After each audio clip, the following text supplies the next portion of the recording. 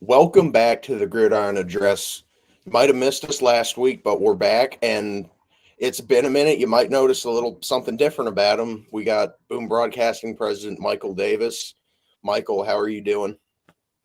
I'm doing pretty good. It's been a hot second since I've been able to be on the podcasting world and actually get talk to people. I did a couple out of pocket episodes just solo last week. But it's great to actually interact with you, Aaron, and Jason as well. This is a great time. I'm looking forward to it. And Jason, he's back again, basically a co-host of the show at this point. Jason, how are you doing tonight? Fantastic, man. I'm glad to be here. It's always an honor to be on your show here. And hugely excited to see Mr. Davis on here too. So let's go. Excited about jumping into some football. Even though the season is over, it never ends. That is right. It never ends. And Jason, we're going to kick off this NFC free agency preview with your New York Giants. And obviously they just weren't good. Quarterback, a glaring need. We've talked about this in previous episodes. You're wanting them to go for a quarterback in this class, maybe move up a little bit, but some key departures for him. You got Darius Slayton leaving, Isaiah Simmons, Drew Lock, Adoree Jackson, and Azeez Ojulari as well. Now, Jason, outside of quarterback, like we've discussed before, and getting that quarterback some weapons on offense, what do you most want your New York Giants to do in free agency? Definitely need to work on that offensive line, and I think there's a lot of offensive line talent in this draft coming up and in free agency too, which is pretty exciting. So I think we have a chance to nab some pretty high free agents, especially if we can draft the right quarterback and get some excitement back in New York. But that's kind of boring. Everybody says, "Oh, offensive line, that doesn't move the needle." Wide receiver, look, Malik Neighbors is a monster. He had a phenomenal season with literally no real good quarterback throwing to him. So he needs some help.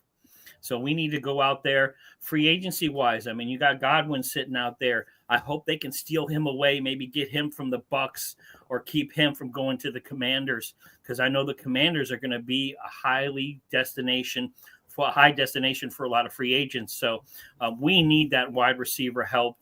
I know there's a ton of wide receivers coming out from the Rams. You have Tutu Atwell, who is a solid, reliable receiver. Demarcus Robinson coming out of LA. So you can grab some guys coming out of the Rams and steal somebody, because you need to pair somebody with Malik Neighbors, because he is an unbelievable talent. And throw a little extra in there. We need some help at the running back position. Tyrone Tracy Jr., great season, but he's kind of, I don't know if he's going to be that every down back. And it shows in the NFL right now. In order to really be successful at the running back position, unless you have Saquon Barkley or the King. But other than that, the two-headed monster, I mean, in Tampa Bay, in Detroit, two-headed monster in the running back position. So I'm hoping we can either pick up a running back in free agency to pair, or maybe draft some of those, high ones like a Scatterbo, somebody big in that draft. So I'd like to see weapons. The New York Giants need to make a splash this offseason in this draft to get the excitement back in New York City. And you mentioned needing a change of pace back for Tyrone Tracy Jr. A couple names that stand out to me that would function pretty well as a change of pace back are Najee Harris leaving the Pittsburgh Steelers and A.J. Dillon, free agent from the Packers. What would you think about the Giants bringing in either one of those guys? I like Najee a little bit better than A.J. Dillon. I think either one of those would work in New York as far as free agency wise. I know Aaron Jones is kind of out there too for the Vikings. I think that would be a deep pass to try to get him. I don't know how expensive he would be, but I'd love to have him and steal him away from the Vikings. But I think any one of those guys would pair well because now you're splitting the ball. And I think that's one thing that gives you the longevity at the running back position now is having that change of pace back, having that third down or that passing back that can work out of the backfield and catch those screen passes. You need that. This way it keeps your main running back healthy and kind of just gets those defenses on their toes so they don't know what you're going to do. So I can see us going for any one of those, but we definitely do need some help at that running back position. Podcast Mini in the comments. Oh, now you changed your time. Look, Brandon, text me right now if you want to come on. I will send you the link for StreamYard, and you can be on in the blink of an eye if you wanted to. If you can hop on, text me. I'd love to get you on. Obviously going a little later so that I could get Michael Davis on. Shannon, I'm sorry. I know you were busy. I'm gonna get you on next couple weeks for sure. This episode would have been great. We're going to cover your 49ers here later in the show, but Michael, obviously New York Giants, a division rival of your Dallas Cowboys, but what do you think the Giants need to do in free agency this year? So I know Jason has a little skewed perspective because he is his G-men. And I would love to come on here and say, like, there is absolutely no hope for the New York Giants because they're a garbage organization and they haven't been relevant. They give up Saquon Barkley and keep Daniel Jones, but then get rid of Daniel Jones and, are in this cap purgatory now. And I could say all that, but I just take a step back and realize we all said the same thing about the Washington Commanders last year.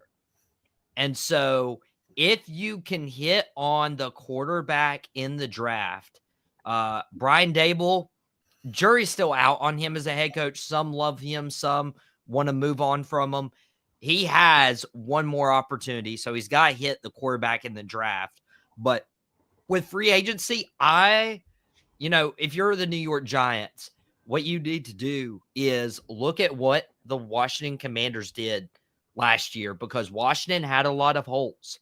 They retooled their defense. They retooled their offense. They went out and got Noah Brown. They went out and got Bobby Wagner and Jeremy Chin, guys who are like, oh, no other organization wants them. Maybe a little overpaid than what the market would have paid. But that's how they assembled the team. Bobby Wagner, a leader among men. Jeremy Chin was great for that Panthers defense, even on some terrible teams in and of itself. Noah Brown, very underutilized in Dallas. So was Dorrance Armstrong and Dante Fowler. So the New York Giants is not completely lost. But if you're looking at division with Philadelphia and Washington and the seasons they just had, who knows if Dallas gets healthy and, starts to make a comeback. Who knows what Brian Schottenheimer will do. So it's not all doom and gloom for the Giants, but I mean, it starts with getting that quarterback right. Yeah, you want somebody beside Malik Neighbors, but if you don't have anybody throwing him the ball, or if you don't have anyone relieving him in the backfield, and Tyrone Tracy, I really liked him coming out of the draft last year, but he's not Saquon Barkley. You need to go out and make sure you solidify either the quarterback or the running back position. And to succeed in the NFL, you probably need a top 10 to 12 player at both of those positions.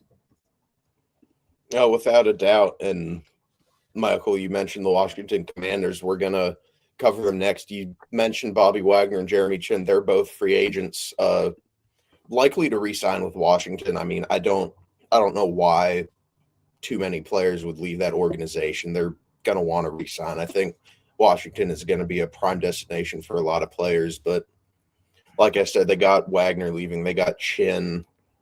Dante Fowler Jr. is also a free agent. Zach Ertz as well. He's getting up there, but they might bring him back, get a couple more years out of him. He had a solid season. But, Michael, I'll throw this one to you first. What do you want to see Washington do in free agency for that offensive line? Get rid of everybody. Cut Jaden Daniels, gut the whole team. Yeah, ask a Cowboy fan that kind of question. Yeah. What would I want the Washington Commanders to do? Give back Dan Quinn. We want Dan back. No. In all seriousness, Washington fans, what you should want is you have one of the best cap room available right now. You need to make sure you go out and get dudes.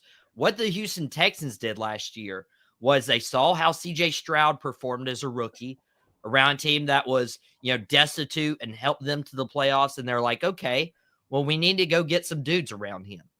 So what the Houston Texans did was they went out and got Joe Mixon. They went out and got Stefon Diggs, two veteran guys who can help in the locker room. And Joe Mixon had a really good year. Stefon Diggs obviously cut short due to the ACL injury. So as the New York Giants, and they need to follow the Washington Commander recipe. The Washington Commanders need to follow the Houston Texans formula. They need to follow that recipe to a T. And I disagree with mouthing off with Mike and Sean in the comments right here, but appreciate you watching and appreciate all that you do for Boom Broadcasting. I need some more cowboy content creators other than me and my dad. Just saying, I feel outnumbered every time I get on here. But no, I mean, the Washington Commanders, like, obviously you need to re-sign like key pieces. Bobby Wagner as a veteran, he can still go even at his age. He's about to turn 35 later this year. Dante Fowler, Jeremy Chin. You did mention Zach Ertz as well. But even just like the little ones, like De'Ami Brown. I mean, he made some key plays down the stretch. His percentage of snaps jumped from like 22 to like in the 40% range. So they obviously know what they have in De'Ami Brown. But you have to go out and probably get one of the key free agents.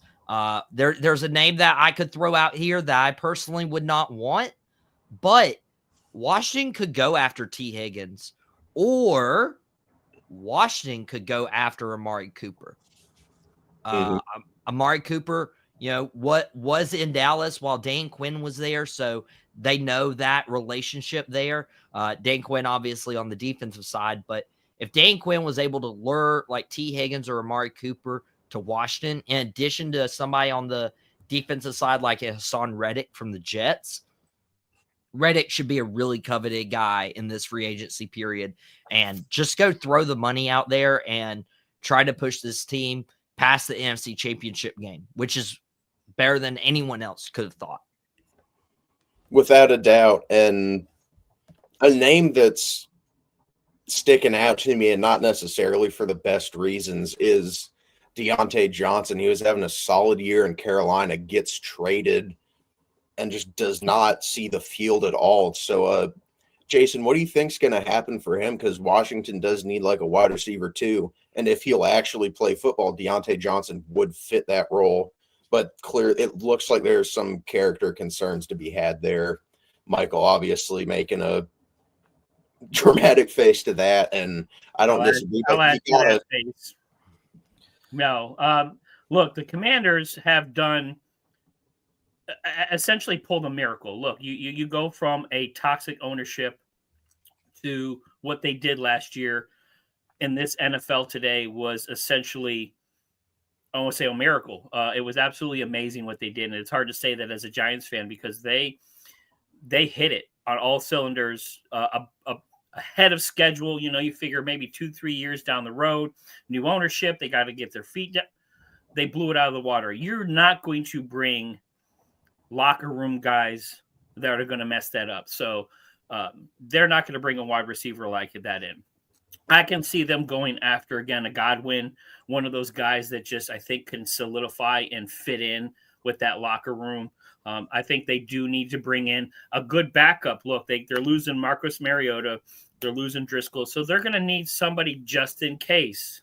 So I think they need to go out there and get themselves a solid second-string quarterback just in case, because you have a young quarterback. So it'll be interesting to see what they do there. But I can see them going after a lot of defensive players. Look, I think Dallas is going to be in trouble because you got Quinn and you got a lot of free agents in Dallas right now, especially on that defensive side, DeMarcus Lawrence, Golston. I mean, so you got a lot of guys that I think that are comfortable with that coaching staff over there in Washington. Don't be surprised to see a lot of Cowboys jumping ship and heading over to the Commanders to play with those guys. But no, I would not bring in anybody that is any kind of toxic individual for what you have going on there in Washington. Because again, you have created an atmosphere now of winning. You have created a positive workplace atmosphere. You do not want any drama. So you're not going to bring anybody that has baggage. I can also see them trying to make some trades. Look, I heard DK Metcalf floating around out there that Seattle may move on from him, which as a Giants fan, I'd love to have him and pair him with Neighbors, but I can see him going to the Commanders because, look, Scary Terry, he's going to need some extra help. Zach Ertz, if they bring him back, that's great, but I think they need a better young tight end. So don't be surprised to see them draft a tight end high in this draft coming up, or maybe even trade up to get one of the top tight ends in the draft, because they're going to need weapons. This is the NFL where, yes, defense wins championships, but you better score some points. And that was shown in this past Super Bowl. So you better be able to drop 40 a night, or you're not going to beat, Philadelphia. You're not going to beat the Detroit Lions, who can drop 40 a night. So you can add all the defense you want, but you still need some offensive weapons. So I can see the Commanders going out there and just trying to load up and get offensive guys. And speaking of the Eagles, obviously defending Super Bowl champs, they're not losing too many guys, but they have a few key players who are going to be free agents. You got Zach Bond, arguably should have won Defensive Player of the Year. He's going to be due for a chunk of money. Mekhi Becton had a career revival in Philly this season. He's going to get a good contract. And Milton Williams as well. He had a solid season at defensive tackle. He's a free agent as well. Jason, outside of bringing those few guys back, do you think Philly needs to do much of anything to make another run at the Super Bowl? They just need to make smart decisions, key pieces. Gainwell, they're also losing him. So, again, we talked about pairing somebody. Saquon Barkley, phenomenal season. I hope they send the Giants front office and ownership a ring, because we were part of that Super Bowl victory for you guys. So, we allowed you guys to take Saquon Barkley. So please at least send us a ring. But Gainwell, as a free agent, you're going to need to pair somebody with Saquon so you don't kill him throughout the season. So are they going to bring Gainwell back, or do they go out in free agency or find a rookie and bring somebody in? You also need to watch that backup quarterback position. Is that going to be your backup quarterback moving forward? Jalen Hurts tends to get hurt a lot. So it'd be interesting to see if they bring another quarterback in. You got Ian Book leaving, but do they bring somebody else in? And Mekhi Becton, I think that's kind of like their big hole, essentially, is if they need to bring him back. That offensive line, with everything they run, goes through that offensive line, whether it's Saquon Barkley, the tush push, whatever you want to call it, everything, relies on that offensive line. So they really need to make sure that offensive line is solidified, and they don't do a huge amount of changes, but they make sure that they have a solid offensive line, or a lot of the plays that they run are not going to work. And Michael, what do you think Philly needs to do? Obviously, bring back those few key free agents that are currently departing. I would imagine they're going to get re-signed, but what all do you think Philly needs to do to retool and make another run at the Super Bowl? So kind of like Washington needs to give up Dan Quinn, the Philadelphia Eagles need to trade Saquon Barkley to another NFC East team, the Dallas Cowboys. And we'll give you DeMarco Murray back on crutches. We'll give you DeMarco Murray and his walker or whatever.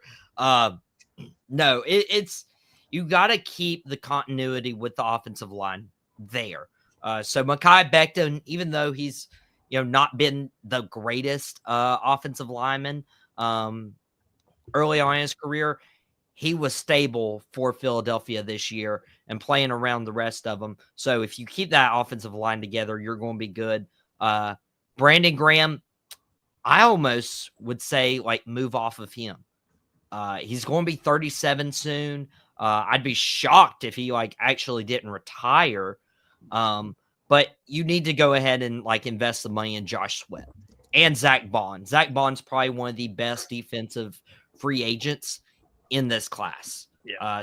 So you really have to go out for him. With the running back position, I would just go ahead and look at the draft. Saquon Barkley has also had some years where he's like been hurt a little bit. So getting a younger guy for Saquon to mentor, and Saquon would do it, especially since he's going to be the number one option for several years. That'd be an ideal like 1-2 punch. But I mean, you're solid at offensive line, you're solid at running back, you're solid at quarterback, you're solid at wide receiver. You just got to put some emphasis on the defensive side of the ball. Your rookie, secondary worked really well, but sure up that front seven to make sure you're continuing to put pressure on guys like Jane Daniels and Dak Prescott 4 games out of the year, and that's going to be huge for this Eagles team. And we're moving on. Last NFC East team, it's the Dallas Cowboys. Injury-riddled season that ended in a lot of disappointment. It wasn't their year this year. I know every year is supposed to be their year, but this year was clearly not that. They're losing Brandon Cooks, DeMarcus Lawrence, Eric Kendricks, and you also got Kevontae Turpin. He's a restricted free agent. But, Michael, I'll throw this to you first since you're the resident Cowboys fan here.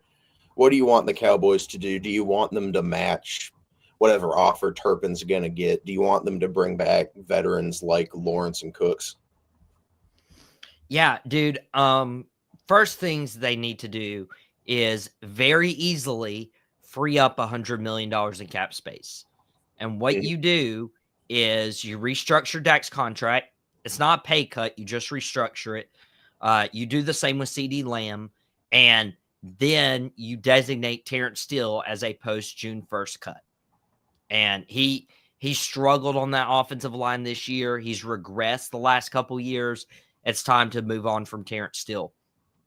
Then you go and do what the Philadelphia Eagles did last year, and you go out and aggressively go for these free agents. You go ahead and lock Micah Parsons up with part of that $100 million. So you're assuming around you got $70 million to play around with. Brandon Cooks a little older in age. I depend on what deal he would come back with is here or there, but I don't think Brandon Cooks at this stage of his career can be a solid number 2 option for 17 games out of the year. DeMarcus Lawrence is probably the only veteran I really retain, just because of a leader in the locker room. He can still protect the run. And when DeMarcus Lawrence was missing from this defensive line, that's when we saw the run game really hurt the Dallas Cowboys. And Kevontae Turpin is you can't let him leave. He is not just a return specialist.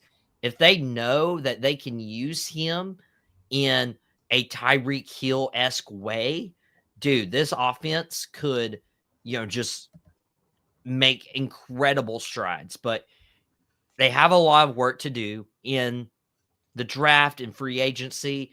You got to get the offensive line figured out. You're losing Zach Martin.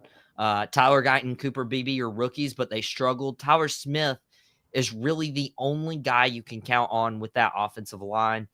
And you need to dominate the line of scrimmage, much like Philadelphia did last year, so that you can help a running game. And that's probably why Saquon was so successful this past year in Philadelphia, is because their offensive line's a lot better than Giants ever was when he was there. No offense, Jason. None taken. and people are talking like they need a number 2 option. If you're letting Brandon Cooks walk, Jonathan Mingo's probably not it. Jalen Tolbert's probably not it. You have some key wide receivers. I don't know if they'd reunite with Amari Cooper. I don't know if they'll afford T. Higgins / if T. Higgins even wants to go. But Stefon Diggs, teaming up with his brother Trayvon. They were supposed to play twice. Once when Stefon was with the Bills, and the next when Stefon was with the Texans, and one was missing with an injury, so they didn't have that ability to play against each other. Why not join Dallas, play with each other, and you have Stefon, you have CD, you go after a wide receiver in the first 2 or 3 rounds, and who knows if McMillan is there from Arizona? That's a clear cut. You have to pick them for me. But it's going to be a lot. Like Dallas, they have to spend in free agency. This class isn't as deep as last year's class, but they're going to have to strategically use their money to put themselves in position, because if you get Dak back healthy, CeeDee Lamb's there, you have some pieces on defense. Maybe you can't win the division, but you can at least compete for a wild card spot and not miss the playoffs back-to-back years. And Jason, Michael had mentioned he wants them to aggressively pursue some top free agents. I think it's going to be hard as long as Jerry Jones is associated with that team in any capacity other than an owner who just sits back and watches football people control the football side of things. I think it's really going to be hard for Dallas to get marquee free agents to come in. But what do you think Dallas needs to do to get right and get back in the playoffs? Man, the New York just wants to spew out of me right now, so I'm going to be good with Mr. Davis here. I'm just going to I appreciate, I don't know how he said the word aggressive with a straight face, because you saw how aggressive they were in their coaching search. So I don't know how aggressive the Dallas Cowboys are going to be in their offseason right now.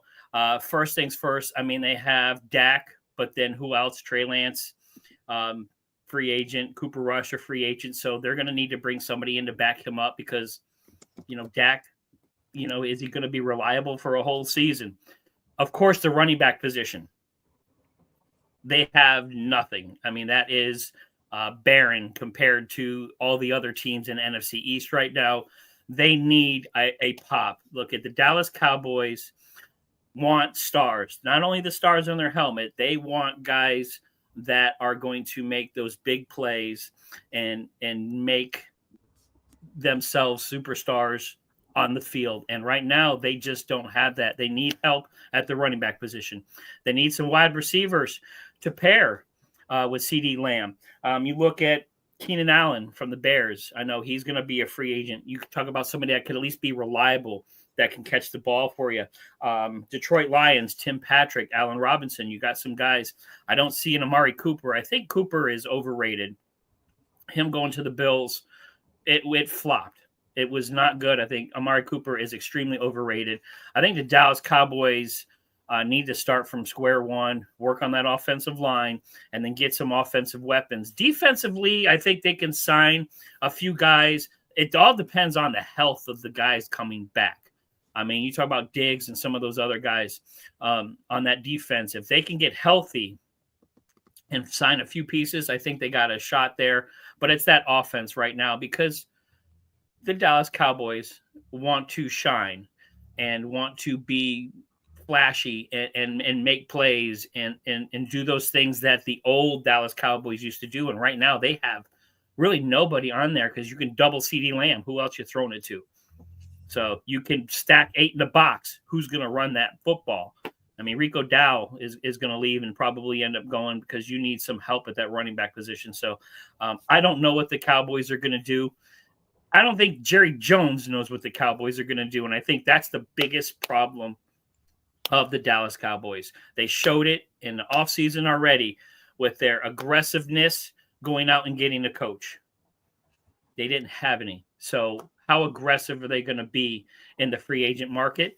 I just don't think at all. I think they feel that they are still America's team, that they're the Dallas Cowboys, that we are a destination. You guys come to us, we don't come to you. And I think they need to lose that attitude and get aggressive and go out there and find some guys. I just don't think they're going to do it. It's going to be really, really tough. So we'll see. I mean, again, as a Giants fan, they can do what they do, and we're happy with that, because it just makes us look better. Moving on to the NFC West, we're Good gonna job. kick it Mike off. said about to explode. Gonna kick it off with the Arizona Cardinals. Finished this past season 8-9. They were on the edge of the playoffs. They got a couple good pieces in there. Marvin Harrison Jr. had a solid rookie season. Trey McBride, one of the best tight ends in the league currently. He's only going to get better. But Michael, what do you think Arizona needs to do? They got a couple starting offensive linemen who are leaving. Both of their guards are going to be free agents. What would you like them to do? I personally would like to see them get a wide receiver 2 and bolster that defense, because defensively they're middle of the pack in almost every category, and they had a solid running attack, but their offense also middle of the pack. So they need to get a wide receiver 2 to pair with Harrison Jr. and McBride. But what do you think the Cardinals need to do? It's very interesting because Clayton Adams, the offensive line coach for the Arizona Cardinals, went to Dallas to be the offensive coordinator over there. And so I don't know how strong this Arizona running game is going to be. So you definitely need to start tooling people on the offensive side of the ball. You got Marvin Harrison. I think Zay Jones is still a good player. You have Trey McBride, obviously. But again, like with this free agent class being so deep at wide receiver, T. Higgins, Stefon Diggs, Amari Cooper, Chris Godwin, Keenan Allen, Brandon Cooks, if you want to really throw Deontay Johnson in there, DeAndre Hopkins is also a free agent now. Mike Williams, who just spent a year in Pittsburgh. Hollywood Brown, too, if he's coming back healthy. I don't know if we'd see a Hollywood Brown to Arizona reunion, but you really got to help Kyler Murray out, especially, if he is your franchise quarterback. You got to put yourself in position, because if you look at the rest of the division, Arizona, you got to step it up. Mm-hmm. Jason, what would you like to see the Cardinals do to build around Kyler Murray and make a push for the playoffs? Blow it up and trade Kyler Murray. Kyler Murray is not the answer in Arizona, period. They always start off and then fall completely flat. Doesn't matter who the coach is, who the coaching staff is. James Conner, very good at the running back position, but he can only do so much. He's getting up there in age. Marvin Harrison Jr. is amazing. I think that draft class year was probably one of the greatest drafts we're going to see in NFL history, just because of the amount of talent that came out of it. Trey McBride is going to take over the number 1, or maybe even number 2, because I think Bowers will be number 1, but number 2 tight end spot with Kelsey kind of fading away and some of those other tight ends. George Kittle's kind of fading away too. So right now the Arizona Cardinals have the opportunity, because there's a lot of quarterback hungry teams out there that are desperate. The Raiders, the Jets, and I guarantee they would give up probably their first round pick this year to get a Kyler Murray to plug into their team. So I can see them trading him away, because he is not the answer in Arizona. He's not that kind of quarterback.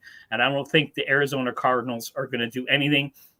You could put whatever you want on that team. You can add some more wide receivers. You can add some O-line help. Kyler Murray running around the backfield, looking scatterbrained, does not fit. So if you think he has some value, you shop him. You try to get a first-round pick so you can go out there and get maybe another first-round quarterback. I think this quarterback draft is deep, especially in the second and third and maybe later rounds. So maybe you can get a ton of draft capital for this year and maybe next year for Kyler Murray, trade him away, and start rebuilding your team. Because to me, he is not the answer in Arizona. They need to move on. Michael, what do you think about that take from Jason? Do you agree with him that Kyler Murray's not the answer, or do you think that Arizona should stick with him? So Kyler, to me, is around middle of the pack. If you want an elite quarterback, then maybe Jason's right. Sell while the price is a little bit higher than It could be in a couple years. I didn't even think about potentially Trey Murray, all the stuff that would go into that. And that's the direction they want. You're basically telling me that you're going to start wasting Marvin Harrison in his prime. You know, James Conner's not getting any younger. Trey McBride. Like, there's some young, exciting pieces that you could finally give Kyler Murray. So if you're saying he's not the guy, if you're saying he's not the answer, then, you know, more power to you. But who are you going out and getting instead? Are you Matthew going Stafford, Sam Darnold. So bring in a veteran quarterback and draft somebody. That's kind of another route you can go to. I mean, do you think Matt Stafford would go to Arizona? Like, I mean, you got Sam Darnold, you know, fair. Trey Lance, who knows if somebody's going to, you know, take an opportunity on him. He just finished up his year in Dallas. That who knows? Like, I don't see a veteran quarterback in the free agents pool to move the needle. If you moved on from Kyler, you would basically be saying, hey, we want to tank a little bit, and we probably want to go after Arch Manning the following year. Moving on to another team in the NFC was Seattle Seahawks. They fell just short of the playoffs, 10-7. Geno's getting up there in age a little bit. They've got a little bit of a tricky situation going on. Offensive line obviously needs to get fixed. It's been a problem in Seattle for what feels like forever at this point. And they've failed at every turn to solve that problem. Excuse me. But Michael, what do you think Seattle needs to do defensively? I feel like they need to retool a little bit. They weren't particularly good. And their rushing offense was bottom 5 in the league. And I don't think that's due to the talent at running back. I think Kenneth Walker is a very talented running back. Granted, he is injury prone, and Zach Charbonnet is one of the best RB2s in the league. So they got the talent there, but the numbers are not showing up. What do you think they need to do to bolster that run game and actually make the playoffs this next season?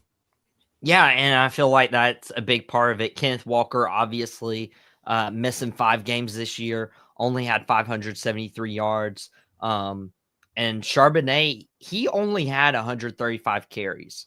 So there wasn't a lot of emphasis on the run game. Now, do they believe in Kenneth Walker? Do they believe in Zach Charbonnet? I think they should. But I think Geno Smith throwing 578 times in a season is way too much. I mean, dude, he got sacked 50 times, 21 touchdowns, 15 interceptions. I know a good friend of Al Pocket. He was an OP original. Jackson Cordray, big Seattle fan, was in our fantasy football league as well. He's a big Geno guy. But if you look at the stats, if you look at the numbers, Geno Smith just isn't sustainable. Ever since Dave Canales left, I mean, that we only saw one really, really good year out of Geno Smith. But this is still a team that won 6 of their last 8, won the NFC West.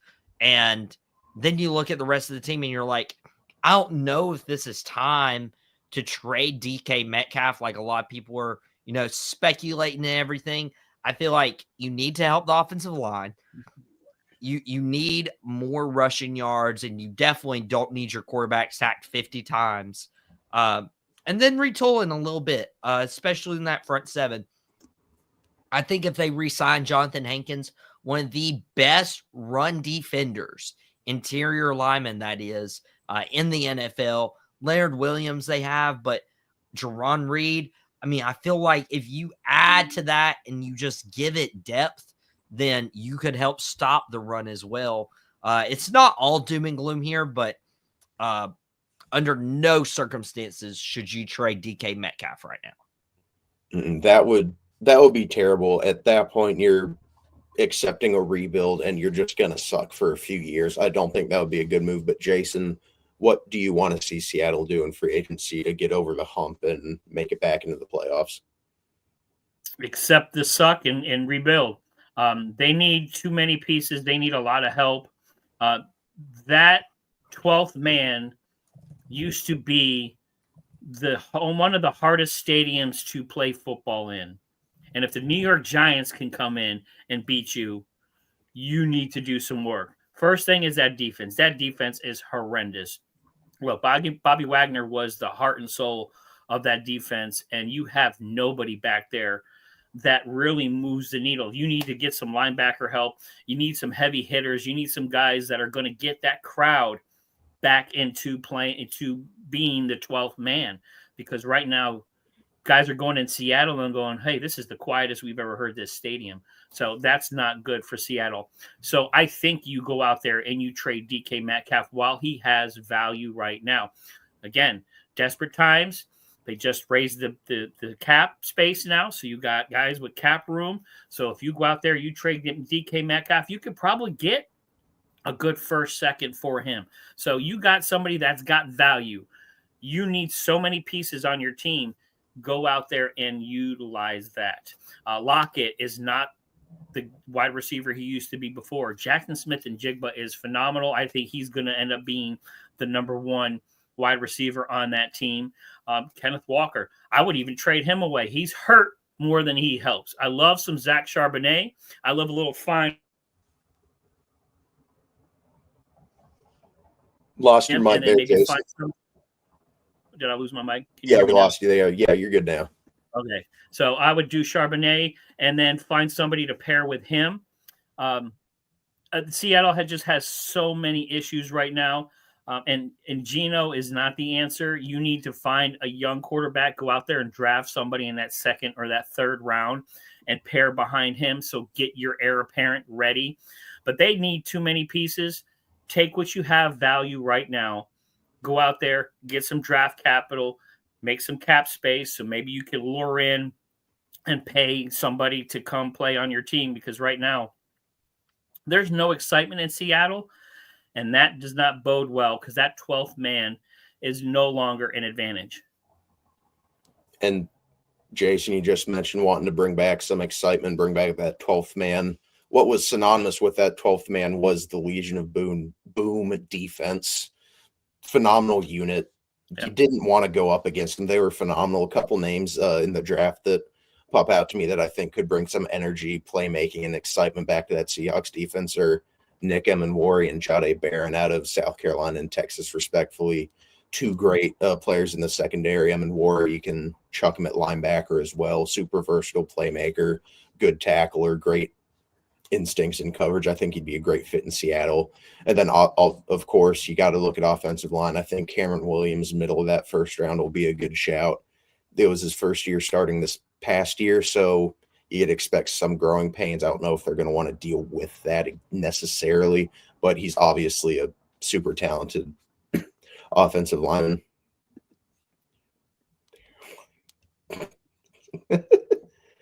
Appreciate you watching, Shannon. But moving on, LA Rams, we mentioned it earlier, Tutu Atwell, DeMarcus Robinson, Cooper Kupp's likely to get traded. So they're losing some key pieces on offense. Matt Stafford could be potentially on the move as well. But, Michael, what do you think the Rams are going to do? It feels like they're potentially entering a little bit of a rebuild phase, even though they have a really young, talented defense. Dude, I feel like it's over for the LA Rams. If there's any of these teams that need to really retool and figure out what they're looking at, again, first in the NFC West, you do have Kyron Williams. Is that a long-term solution? I don't entirely know. But it's really depend on what they do with Matthew Stafford. Does Stafford stay? Do they continue to build over him?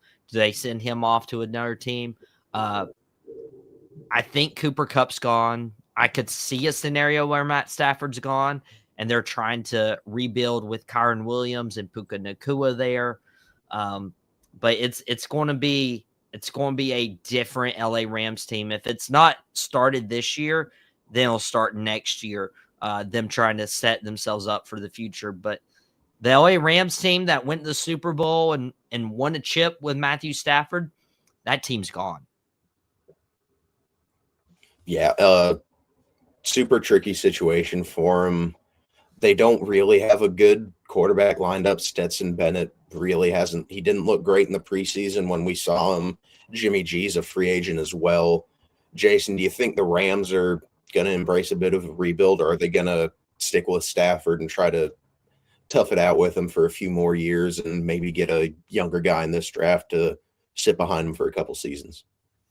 I think it's going to be kind of like a mini rebuild. So I think they're going to still try to keep – I would keep Matt Stafford. You could probably sign him for a year, maybe 2 years, just to kind of keep him on there. Go out and draft his heir apparent, so he could sit behind somebody, a quarterback who has won a chip and who could still play, who could still sling the rock a little bit. But they definitely need to get some offensive weapons. Go out there and do some trading. Go out there and find yourself a backup run, another wide receiver, because Puka Nacua is going to need help. Look, I know Cooper Kupp is going to be hard to replace, but he's been injured. So, and the best ability is availability. So if he's not going to be available, then you might as well get what you can for him. But I think this is going to be kind of a mini rebuild. Sean McVay, I don't see him doing too many crazy things. I don't think he needs to do many crazy things on this team to make that big of a difference, because they have such a good defense. They have a really good running game. So I think they don't need to blow it up. They're not like Seattle. They're not like Arizona. They're still competitive in that West. And that West is not like the NFC East. It's not, I'd say it's not as deep and not as hard. You don't need very much to bubble up to the top of that NFC West and get past the 49ers, sorry, Shannon, or get past the Arizona Cardinals or the Seattle Seahawks. So I think the Rams are actually in better position than all those other teams right now. Bring Matt Stafford back, get something for Kupp, retool the offensive line, add some few pieces to that defense, and get a couple of more free agent weapons. I think they should sign Tutu. I think they should keep him there because he was like the safety valve for Matthew Stafford. So I don't see them doing a huge rebuild. I think this is going to be kind of a mini rebuild. It's not doom and gloom in LA right now. And Jason, you mentioned the 49ers. That's going to be the last team we're talking about in the NFC West, and absolutely atrocious season from them. To just put it bluntly, their Super Bowl window feels like it's slamming shut rapidly. I thought they'd have been a playoff team going into the season, and they fell short. They just weren't good enough. They dealt with injuries. CMC, he's getting banged up again. As far as departing free agents, you got Charvarius Ward, Drake Greenlaw, Devondre Campbell. You also got Talanoa Hufanga, who's set to make a lot more money than they've been paying him. So they got guys who are about to get paid. And also Elijah Mitchell and Jordan Mason are free agents as well. So they're going to be losing their depth at running back potentially. That kind of saved them a little bit because McCaffrey went down, all the running backs went down, but the next guy up was still performing surprisingly well. But Michael, what do you think San Francisco needs to do to make it back to the playoffs? Well, you touched on pretty much all of it right there. Defensively, Charvarius Ward needs to be re-signed. Drake Greenlaw needs to be re-signed. These are two guys you cannot let walk to another team because they are cornerstone pieces. Even Charvarius Ward about to turn 30. Even Drake Greenlaw about to turn 28. You need to keep this on this installation of the San Francisco 49ers. And yeah, Christian McCaffrey, one of the top 5 running backs in the NFL when he's healthy. And that's because he can affect the pass game. He can affect the run game. He is just an all-in-all really great player. But, dude, you're going to have to look to re-sign Brock Purdy. Are you going to commit to Brock Purdy, or are you going to try to find your quarterback elsewhere? As far as running back goes, I mean, yeah, Jordan Mason, restricted free agent, he'll probably get paid somewhere. So I expect them not to match that contract and Jordan Mason walk. But you also have Isaac Guerendo, who was second in this team in rushing yardage this past year. Actually doubled Christian McCaffrey, even though that was about less than double of his carries. Isaac Guerrero averaged 5 yards a carry this year, 4 touchdowns. Christian McCaffrey never saw the end zone once. I mean, that is a phenomenal, mind-blowing stat. But I would think they are settled with Isaac Guerrero. This is an organization that can find running backs in the draft, these hidden gems. And so I expect that to be their focus in the draft. But with free agency, I feel like you need to re-sign Charvarius Ward and Dre Greenlaw and then give the rest of the money to Brock Purdy. Jason, what do you think the 49ers need to do to get back to the playoffs? Do you agree with Michael that they need to re-sign Brock Purdy and then spend the rest of that money on Greenlaw and Ward? That's tough. I mean, Brock Purdy has performed well for who he is. I mean, he was essentially, a nobody, and then all of a sudden he became, a Brock Purdy. So is he going to be your franchise quarterback for the next 10 years? Are you going to invest that much money into him? I don't know. That's a tough call because, look, you just signed, your wide receiver to a whole bunch of money. He did not perform well. They need to trade away Debo. I think he is just dead weight right now. So there is a ton of teams out there that would love a Debo Samuel. So get something for him. Again, you need to retool and do something. Christian McCaffrey, as we know him, he's done. I feel bad saying that, but I mean, he's just, his legs are not there anymore. He is a shell of himself. So you need to find some help at the running back position because this year every running back went down the next game. It was just a domino effect. I don't know if that's the field, if it's whoever their personal trainer is, they got to do something. Podcast Smitty there. I know they got Saleh back as defensive coordinator. He's going to have a nice little chip on his shoulder, getting dismissed from the Jets. But I think that was probably the best thing that ever happened to him is getting out of New York. So I think Saleh being back on that defense. 49ers are always known for their defense. I don't think they have to worry about that. Offensive line, they're not too bad. I think they could fill in a couple of holes. But the offensive weapons on that team fell flat this year.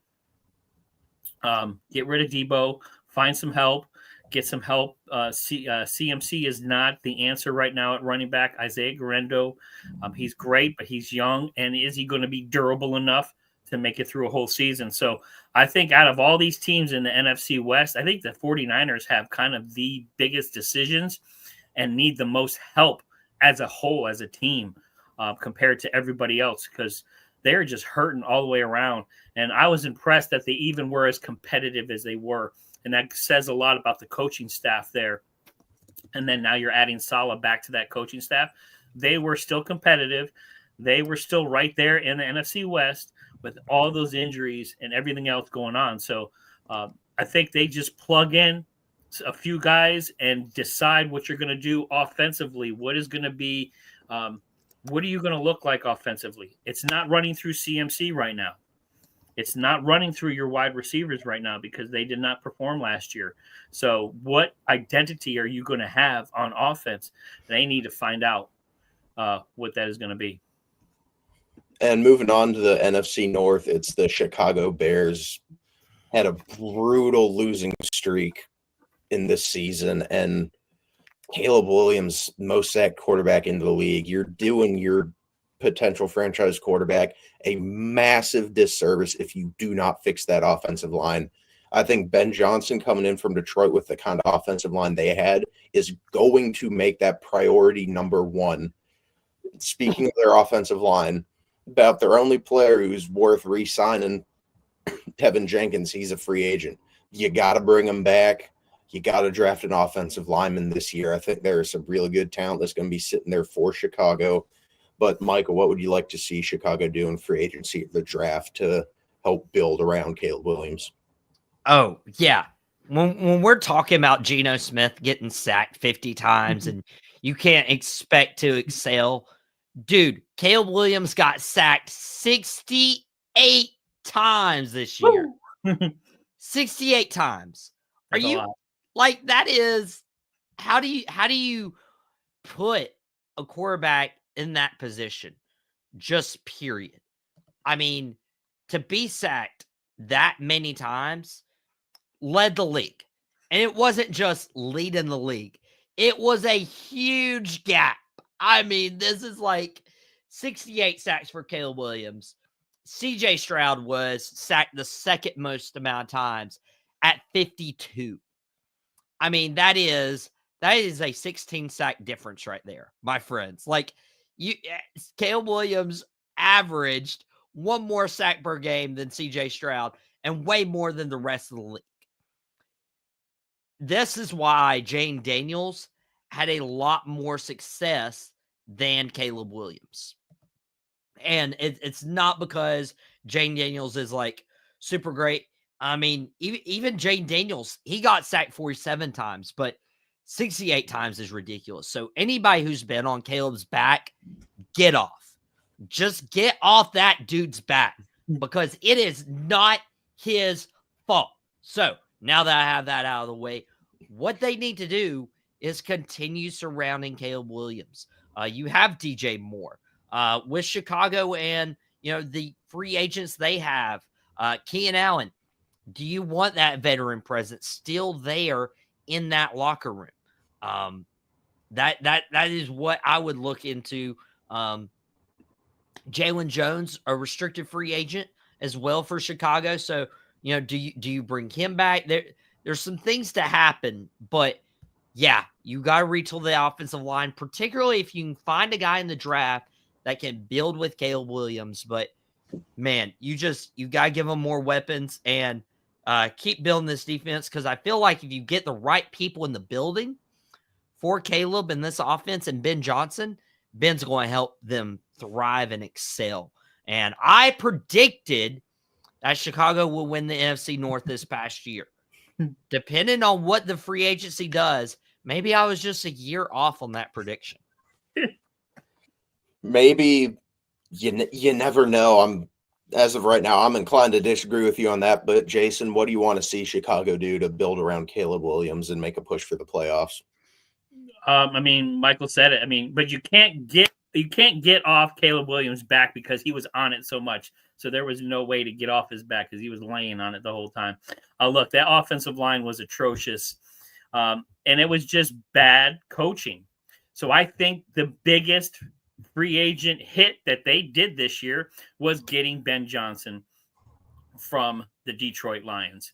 That is going to make a huge difference. Now you're bringing an actual coaching staff into that room that I think a lot of those guys respect. They saw them, they played them twice a year, so they kind of knew what he brings to the table. I think that is going to make a huge difference because Matt Eberflus and that offensive coordinator over there and that coaching staff in Chicago did absolutely nothing to help Caleb Williams out. They did nothing with the run game.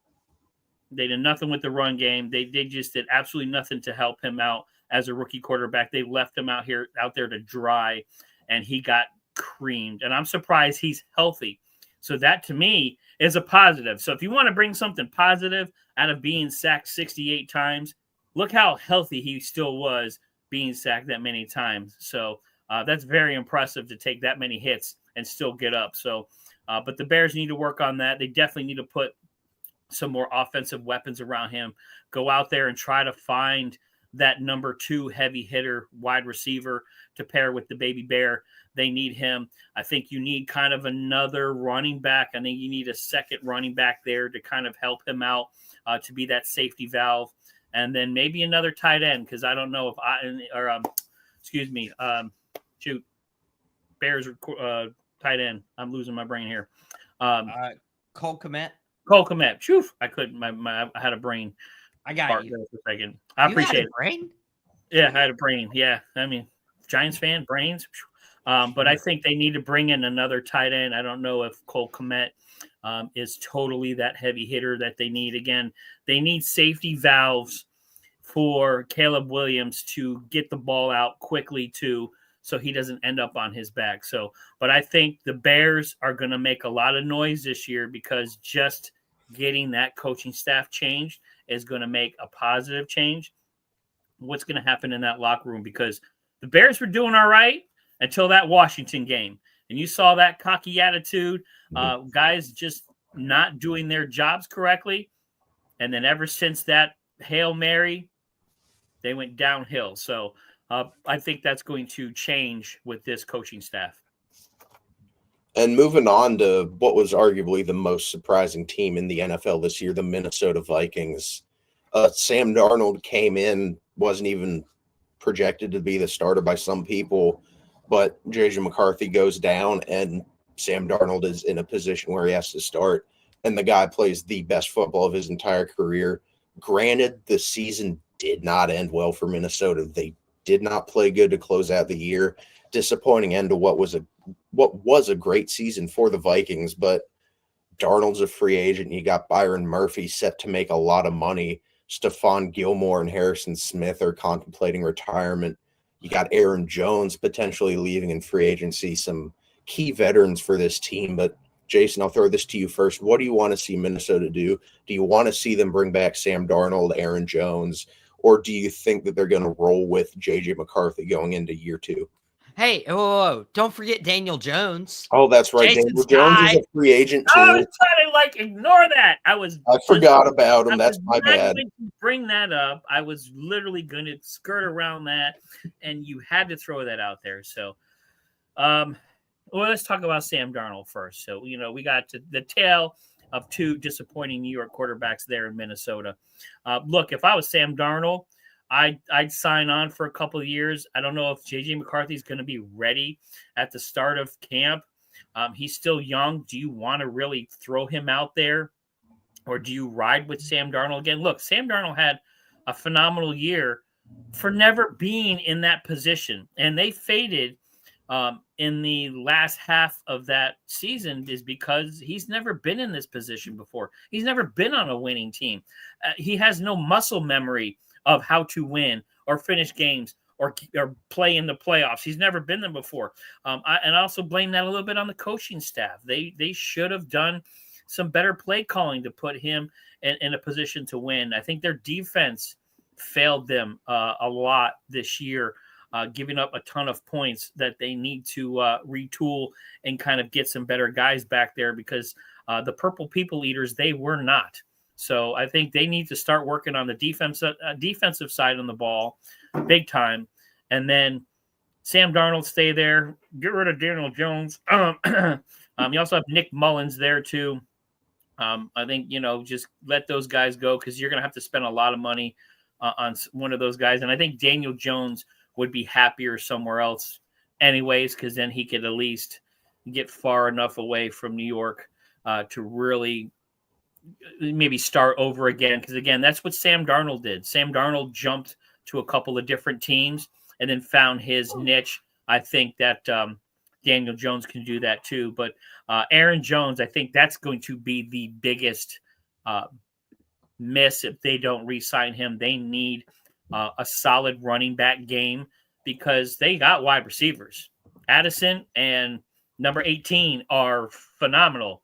Justin Jefferson, is all world. So you have wide receivers, but you need a good running game to be able to get those guys open.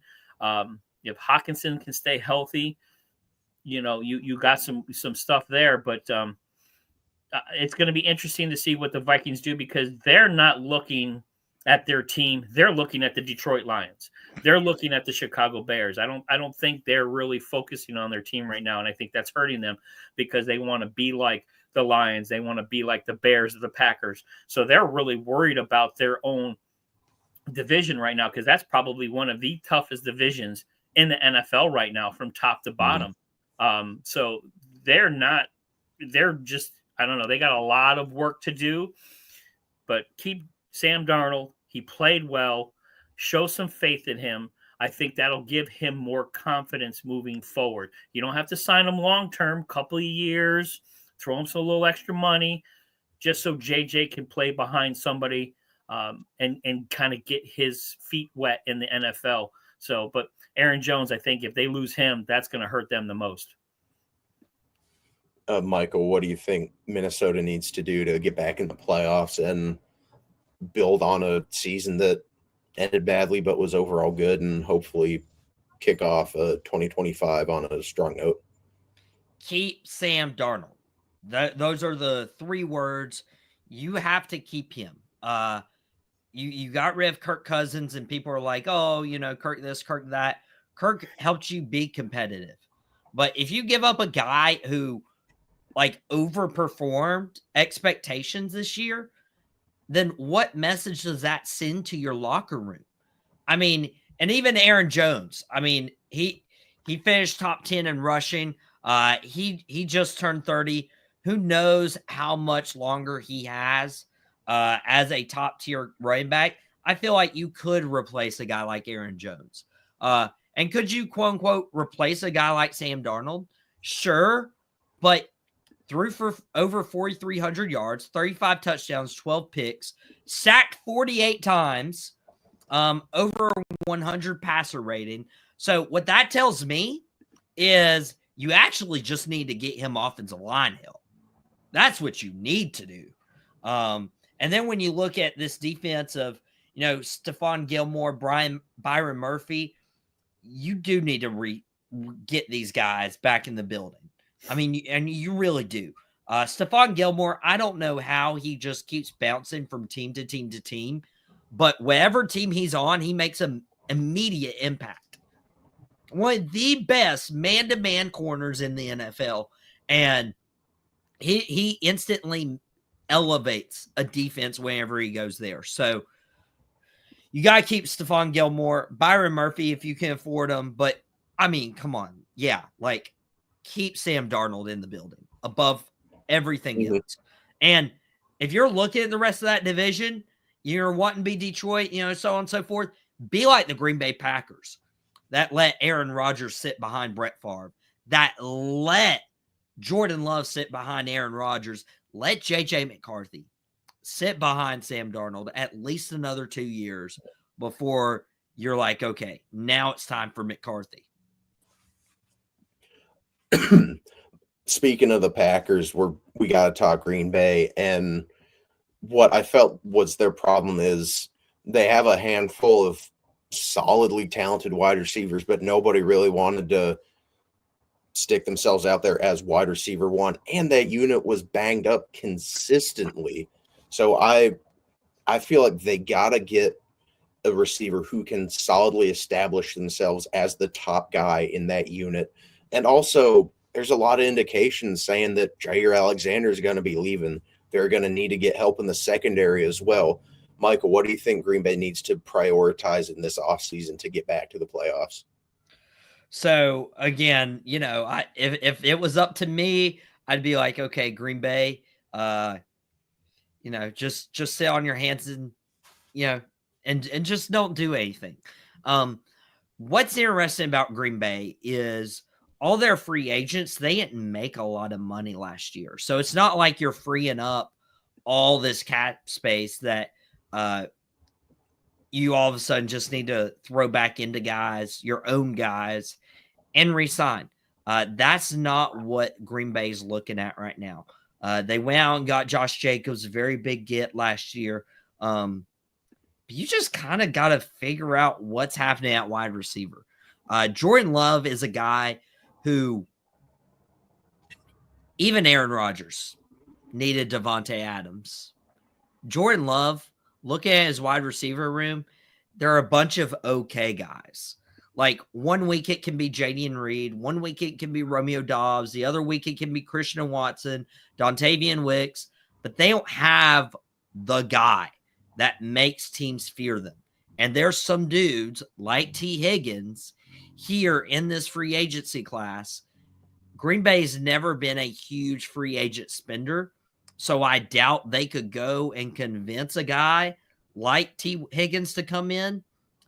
But if DeAndre Hopkins still has some juice, D-Hop, Jordan Love connection, D-Hop, you can be the number one guy again. And especially Minnesota doesn't re-sign Stefon Gilmore. That becomes a little more enticing to a guy like DeAndre Hopkins. Jason, what would you like to see the Packers do this offseason to, get an established receiver who can put themselves out there as the top guy and also get help in the secondary with Jair Alexander potentially out in Green Bay? Well, Mr. Michael Davis already said his name. A Davante Adams reunion. Get him back in the building. Those wide receivers in Green Bay are really, really good. They're really talented, but they are all over the map. They are not consistent. They don't have they're playing for each other. They're playing for themselves. They're not playing for the team. You need an alpha dog in there. Bring in Davante Adams, the alpha dog, and he will change that wide receiver room. Now you bring him in, so now you could take a couple of those other pieces that aren't performing well. Christian Watson, he's a really good wide receiver, but he's hurt all the time. So maybe you can trade him away and get a little draft capital.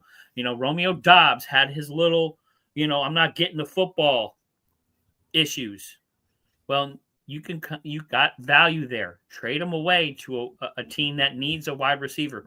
Bring Davante Adams back in the building to pair with Jordan Love. He is now an alpha dog. Now you're going to have a wide receiver room that is going to be held accountable because Davante Adams is not afraid to talk. So you do that. I still think they need to sign A.J. Dillon, keep him in the backfield. They need that dual running back threat. They need to work on that offensive line a little bit and shore up that defense. So, they have the talent. They have the pieces. I think they can go out and get some free agents and plug some holes. But I think to make a splash on that offense right now, bring back Davante Adams, put him in a Green Bay uniform. You'll get excitement from the fans again, and you will get an instant charge out of that wide receiver room. Michael, what are your thoughts on that opinion from Jason about Green Bay bringing back Davante? Would Davante want to come back is the question. I'd rather play with Jordan Love than 127-year-old Aaron Rodgers and go sit in a cave.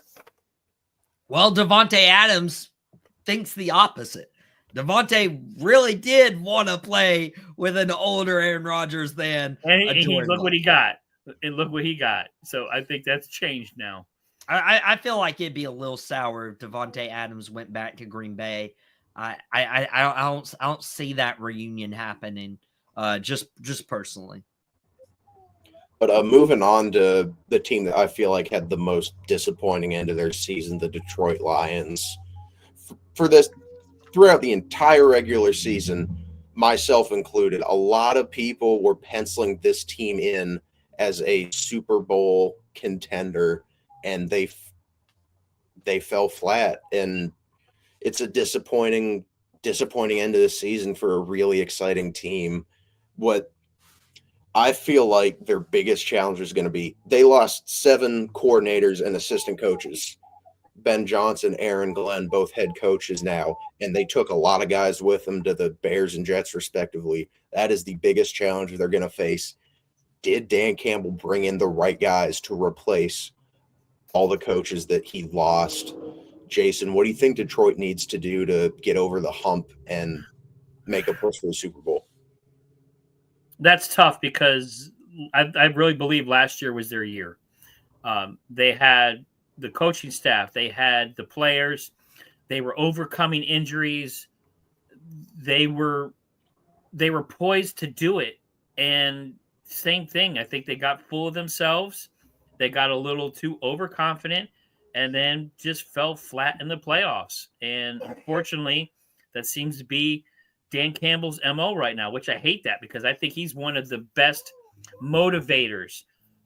Coaching-wise, I think he's a great coach and has proven himself. But motivational-wise, I think he's one of those guys in a locker room that just instantly brings that I'm going to run through a brick wall for you, coach, kind of vibe. Are they still going to have that? Is he going to still be able to bring that fire out of back-to-back seasons of just finishing with disappointment? So that's going to be tough. That's going to be tough to shake that in that room. Jared Goff getting a little older now. Are they going to bring in and draft a younger quarterback to sit behind him and learn? that defense was decimated by injuries. I think they had 19 guys on IR on that defense last year. So are they going to bring in some more guys to make sure that if that happens this year, that they can kind of cycle through and not be as beat up as they were last year? Because that was a huge issue with them, is they had to score 40 points on you because the other team was scoring 30 on you. So they always had to outscore everybody. They ran into that brick wall and couldn't outscore the last team. So that's going to be interesting. I think the Detroit Lions, I believe they regress. It's going to be really hard. Again, that NFC North is a gauntlet right now of talent and good teams. I can't see them getting back to where they were. They still have that two-headed monster running back.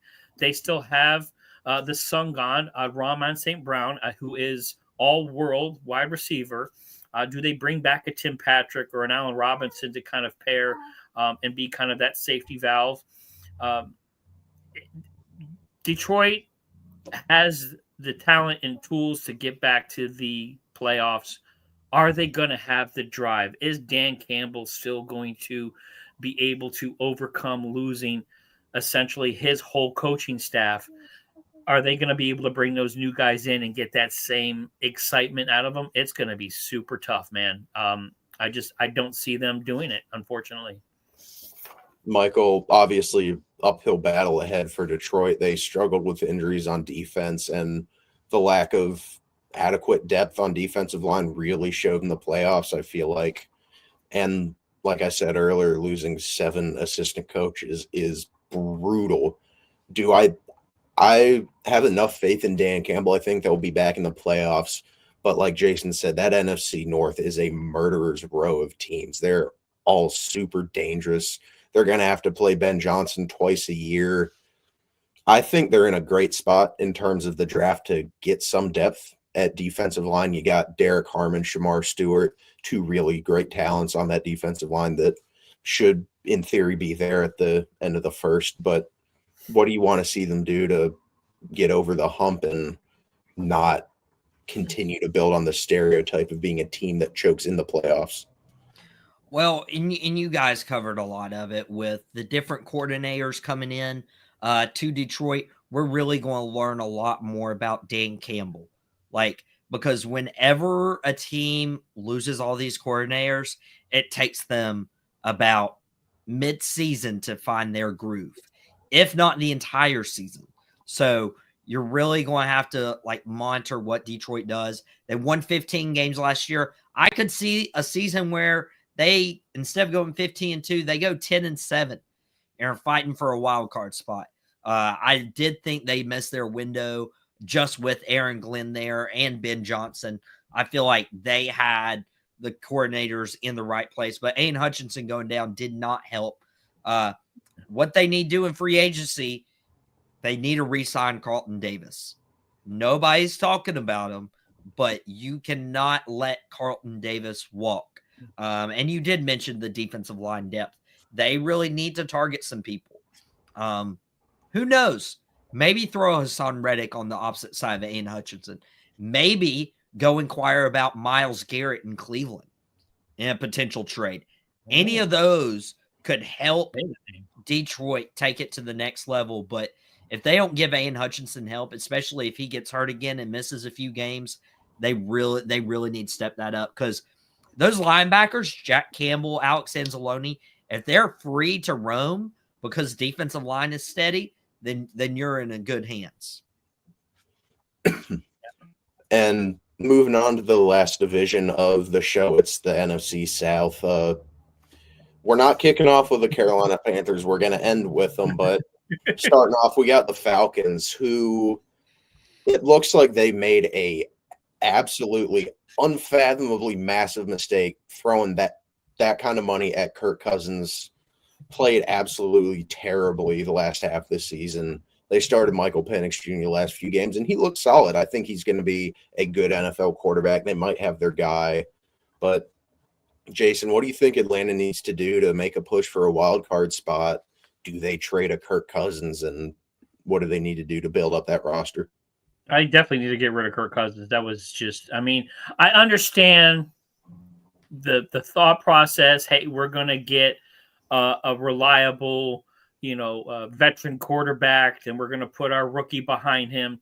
But to give him that much money, again, I want Kirk Cousins' agent to represent me, because that dude is the man. Because Kirk Cousins changed the contract game for quarterbacks in the NFL, and it's amazing to say that it's him. You would think it would have been somebody else, an Aaron Rodgers, a Patrick Mahomes, but no, Kirk Cousins with the guaranteed contract, betting on himself, leaving Washington.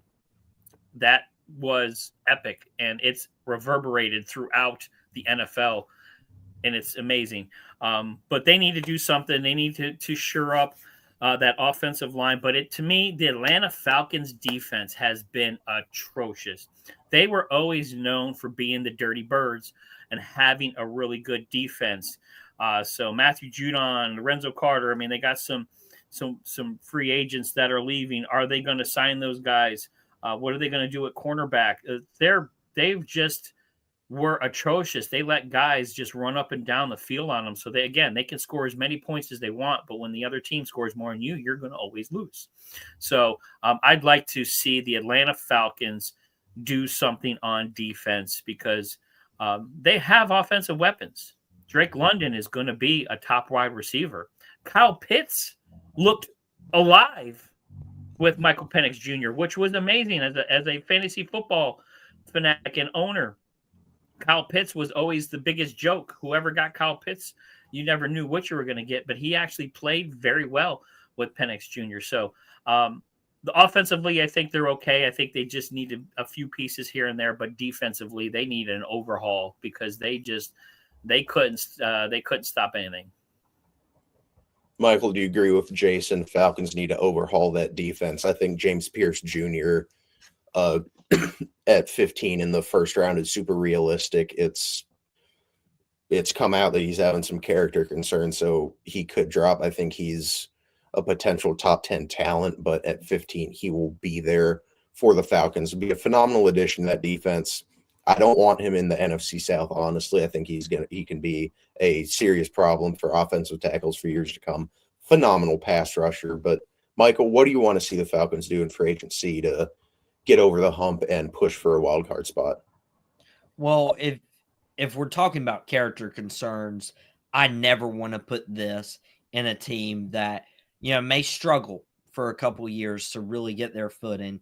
Kirk Cousins, if he didn't just make bonehead decisions, I mean, this team was just total 5th in passing yards per game last year, 10th in rushing yards per game. I don't think it's fully on the offense.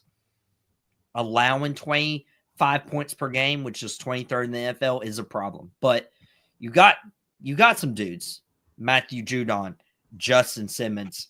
Let's keep those guys. Let's keep the two dogs you have on defense and help build around those guys. That is what I think Atlanta needs to do. Is they have Justin Simmons, they have Matthew Judon, and then you have Grady Jarrett, you have Jesse Bates, and then let's start putting some more pieces around these guys. And call me crazy, but there's not much else you can think about, because you have if you really believe in Michael Penix, you have Bijan Robinson, you have Drake London, Darnell Mooney, and Ray McLeod. They make plays when their number is called. Rondell Moore is a free agent. Do you re-sign him or just try to get another guy in the draft? But until this team actually relies on Bijan Robinson, they're not going anywhere. And amount of times the game is on the line and they will not hand the ball off to Bijan Robinson. That is a guy like Saquon Barkley or Derrick Henry where you need to put the ball in their hands. It's not good enough for him to just be out on the field. You have to get your ball in your best player's hands, and that's Bijan Robinson. Nothing in free agency will fix this team except keeping Judon. I'm sorry. I just saw some news. NFL competition co-chairman Rich McKay said league will look at both moving the spot of the touchback to the 35-yard line and moving the kickoff back 5 yards in an effort to boost returns.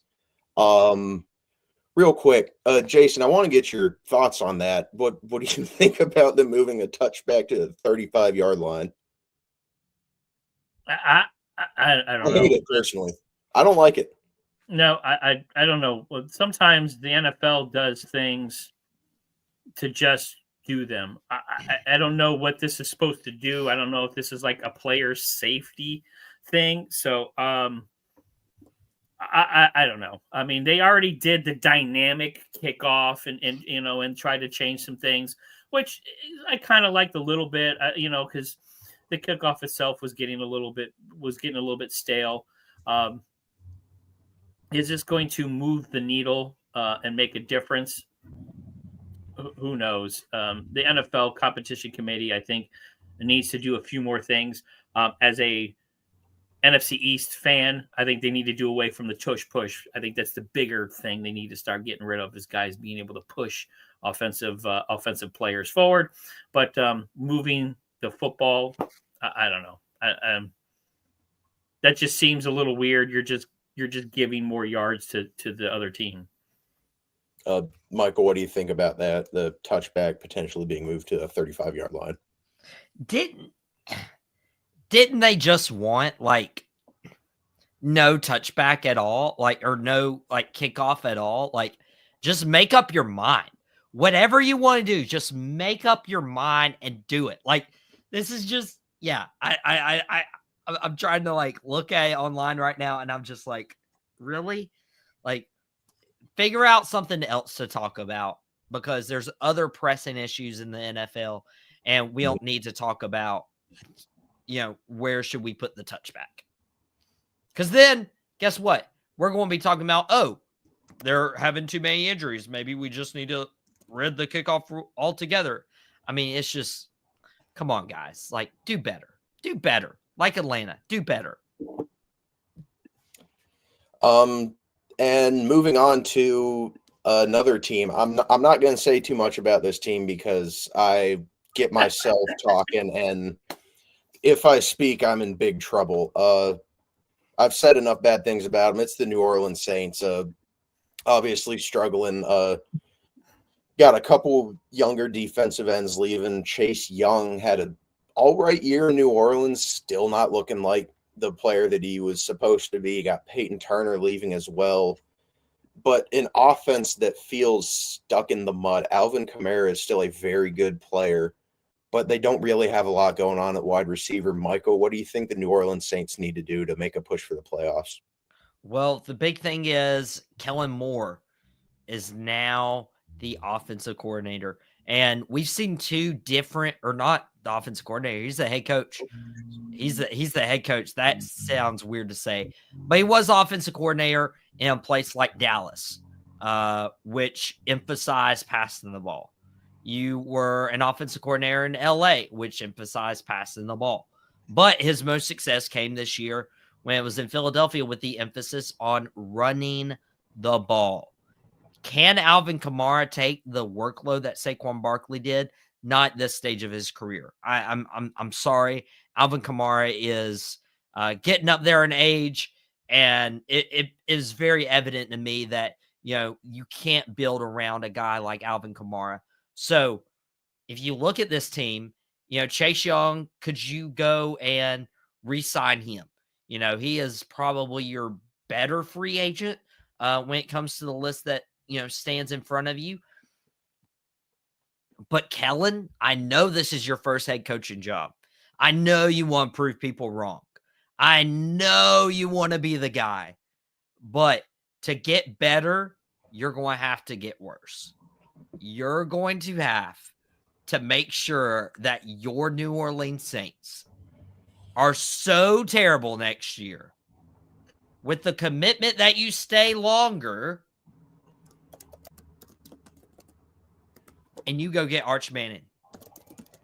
You go get another Manning in a Saints uniform And that's how you're going to do it. That is how you're going to do it because, man, there's not much looking at this New Orleans Saints team. I mean, you can't really build off Alvin Kamara right now. With the defense, it's always been like, okay. You got Cameron Jordan, who, guess what, is also a little bit older. But you're middle in the pack or lower in the pack in almost every statistical category. You were 5-12 this past year. Derek Carr isn't the long-term answer. Spencer Rattler's not the long-term answer. Let's be honest. I mean, you have Chris Olave. I rest my case. I rest my case. You have there is nothing else. That's all I got. But Jason, what do you think the Saints need to do personally? Goodell, launch them into the sun. Put a team back in Oakland or St. Louis, a city that NFL team never should have left. But Saints obviously don't have a lot of weapons on offense. What do you think they need to do to fix this? They have the worst team in the NFL right now. The New Orleans Saints, from top to bottom, are the worst team in the NFL. They just Derek Carr is not Derek Carr. He needs to go away. They're paying him a lot of money for being a subpar quarterback. Alvin Kamara, you need to trade him. He's got some value left, not a lot, but get something for him. Blow up everything. You're losing Juwan Johnson.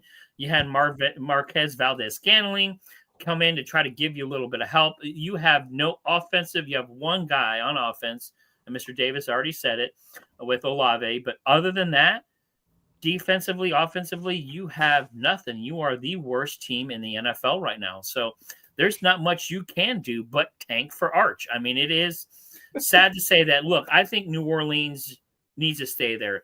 That's one of those cities and one of those teams that is so beloved. Ask Drew Brees, if you win there, what you're treated like. That team means a lot to that city and that environment and the emotion around it, especially after the hurricane. They need to rebuild and stay in New Orleans, but they have a lot of work. They are years away from being competitive. They need to hit lightning in a bottle. They need to go out and draft a quarterback. They need to find and try to get some free agents. They are absolutely struggling. I wish I had something really positive to say about them, but New Orleans is, again, I think it is. No offense to Jacksonville or even the Jets. I think the Saints are the worst team in the NFL right now, from top to bottom. It is sad to say that because that fan base deserves so much more. And even Cleveland is a little bit better than you. And that's saying something. That's how terrible you are when Cleveland is better than you. So I'm sure that makes you feel better, Aaron. I mean, look, that might be my favorite take of yours that you have ever said, Jason. Phenomenal stuff right there. Absolutely love it. But moving on to the Tampa Bay Buccaneers, obviously the only good team in the whole division. Key free agent departures. You got Chris Godwin. He's leaving. I don't know if I really see a world where he doesn't re-sign unless a team like a Cincinnati, Washington throws an absurd amount of money at him that Tampa Bay's not willing to pay him. And you also got Levante David, a mainstay in that front seven of the Buccaneers for a long time. He's getting up there a little bit, but he's still a solid linebacker.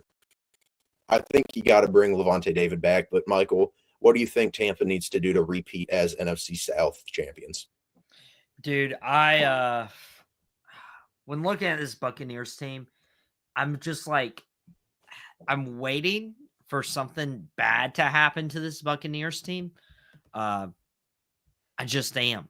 Like, they're not going to keep Chris Godwin first of all. So it's really going to be on the backs of Baker, Mike Evans, Jalen McMillan started to emerge a little bit. And then you have Bucky Irvin and Rashad White as your running backs. Defense, as long as you have Vita Vea there, I think you'll be okay. I'm like stuck on Levante David.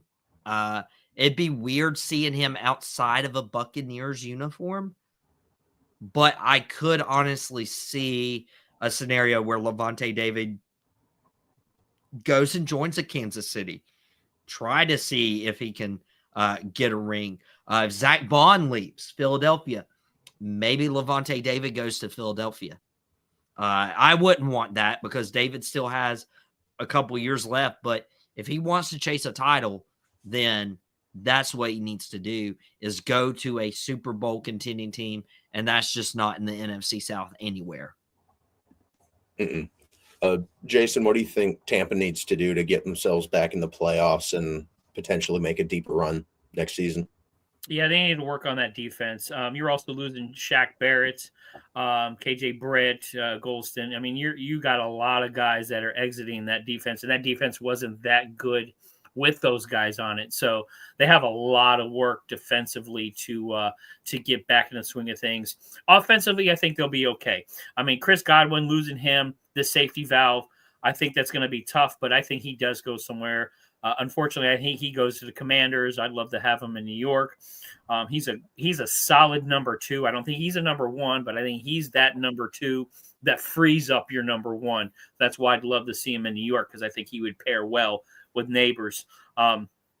Baker Mayfield, you talk about a guy just who shows heart. He has just rebuilt his brand and his career. He has shown that he can lead a team with on the field. So I am excited about watching him. Sometimes he is amazing with some of the plays he can make for his stature. I don't think the Bucs need to do too much as far as offensively, maybe retool that offensive line just a little bit. They have the 2-headed running back machine there with White and Bucky Irvin. So, I mean, he's a phenomenal talent, and I think he's a hell of a weapon to have. But that defense failed them throughout this season. So they need to get a big bopper. They need to get a linebacker on there. The Bucs were always known for having a really good defense, and just they don't have a good defense right now. So they need to get themselves a big bopper on that team. And moving on, last but not least, we got my Carolina Panthers. Not a great start to the season. Few weeks in, I thought we were looking at a 2-win football team possibly, but Bryce Young came back from being benched, played some really good football. I loved what I saw out of him. They got a couple offensive linemen that are going to be free agents. You got Austin Corbett and Brady Christensen. I think you got to bring both of those guys back. They're not going to cost you any type of crazy money.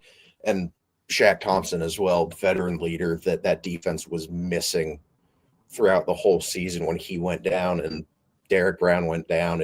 The lack of leadership on that defense was incredibly apparent because that unit was terrible. I hate to say it. They were just not good enough, and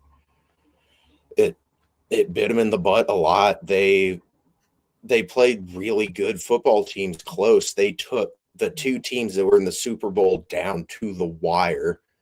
Defense couldn't step up when they needed to, so you got to solve that problem. I've said it a million times on this show and Out of Pocket.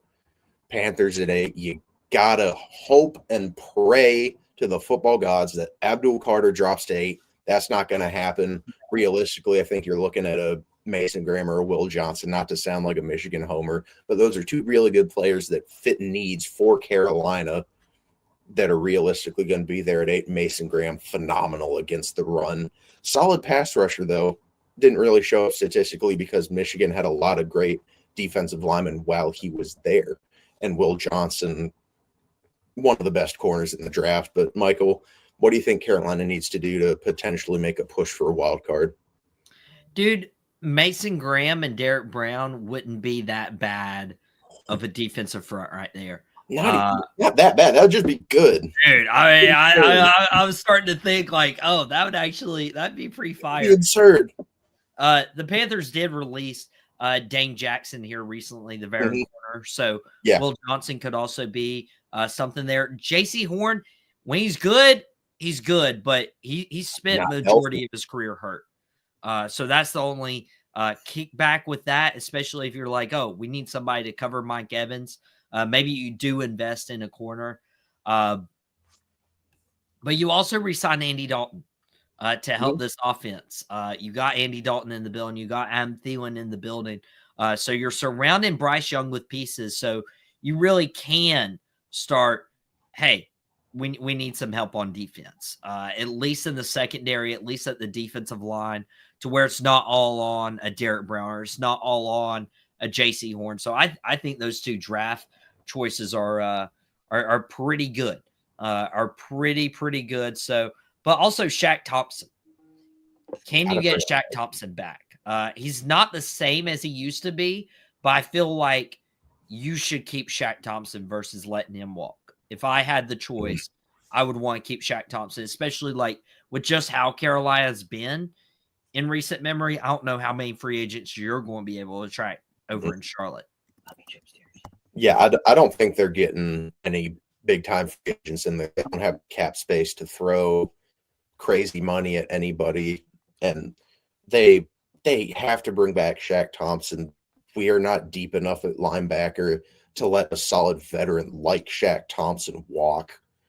We got a couple young guys, but man, they're just not there yet. We saw him get some playing time with Thompson out of Trevin Wallace. He looked solid. I think he could be good. I want him to have that veteran leader in there to learn from for a few more years before he's going to be put in a position where he has to be that guy at linebacker. But Jason, what do you think Carolina needs to do to potentially make a push for the playoffs this next season? Well, you guys already talked about the defense, so I'm going to go offensive side of the ball. Offensive weapons. Bryce Young needs some help. Adam Thielen at 137 years old cannot be your answer at wide receiver. Leggett, he has some talents, but he's got the dropsies. Coker, that still remains to be seen. I think he's very solid. I think he's pretty good. But is he your number one? You need a number one guy in the building. That's where you go out and get a T. Higgins. You go out, maybe go get Deebo Samuel. Get yourself a number one wide receiver. Chuba Hubbard is also going to need some help. Your drafted court running back that you had last year, he's not going to be back next year. So you need to get him some help. He needs some offensive weapons. Bryce Young had a pretty good end of the season. Like, everybody left him for dead after he got benched, but he actually did what you're supposed to do. He actually went out and studied and got better, which is impressive that he just took that and did something positive with it. So I'm glad to see Bryce Young succeeding, but you got to put something around him or he's not going to. He's not that quarterback. He is the game manager, which I hate saying that, but that seems to be what a lot of certain quarterbacks are. He's not that guy. He's not a Lamar Jackson. He's not a Josh Allen. He's not that kind of where he can take over the game and just win the game for you. He needs players around him. He can make plays. He's got some talent, but if he doesn't have playmakers around him, you're not going to do anything. You're not going to move the football.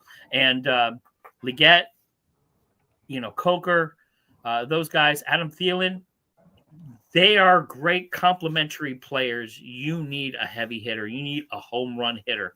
If people are going to take this team seriously, go out and get a number one. I couldn't agree with you more that Carolina needs a true number one.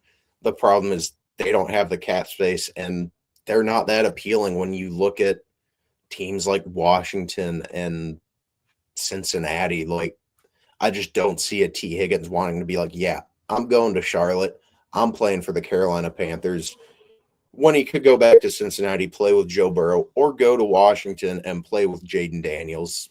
It's just a rough situation. I think they're going to need to hit the nail on the head in a draft to get a number one wide receiver before they can you need to trade up and get that kid out of Arizona then, because he might drop to 8.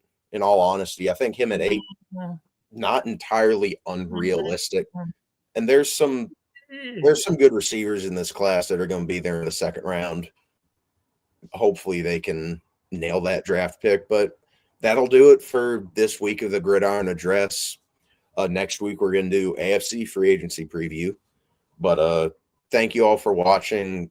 Thanks for sticking with us for an almost 2-hour episode. second longest episode we've ever done.